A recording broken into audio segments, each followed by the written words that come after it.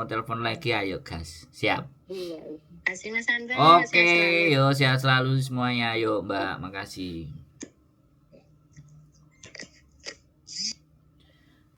Sederhana dan simpel ya teman-teman. Sekali lagi ya kan, ya apapun ceritanya di dalam diri kita itu accepted atau penerimaan hal yang baru. Jadi kadang setiap manusia itu wajar, ya kan, wajar ketika mereka tidak mau menanggung risiko atas yang mereka pilih. Nah ini persoalan. So makanya ketika kita nggak mau menerima risiko yang kita pilih, pikirkan risiko itu. Saya tidak menyalahkan nih proses zero cost. Saya tidak mendiskreditkan proses zero cost itu, enggak. Tapi kita berbicara logika ya teman-teman. Proses zero cost, ya, itu semuanya tertarik, ya, semuanya pingin, nggak ada potongan. Tapi pertanyaan saya sekali lagi, supaya sampean lebih pintar ketika sampean memilih proses zero cost.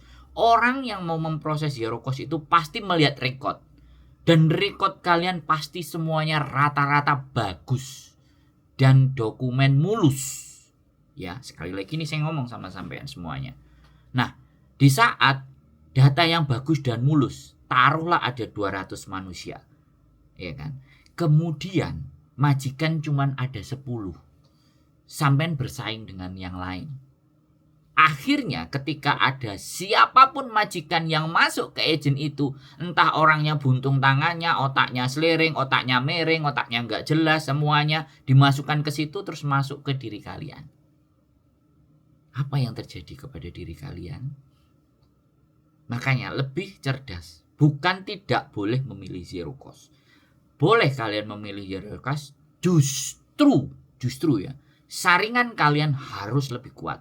Pada saat saringannya gimana? Proses interviewnya kalian tanyakan begitu detail.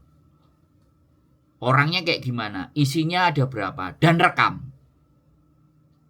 Ya, sekali lagi jadi teman-teman yang harus pintar. Karena proses saringan di awal adalah interview. Tanya, orangnya gimana? Kelakuannya gimana? Saya tidurnya sampai jam berapa? Catat ataupun rekam.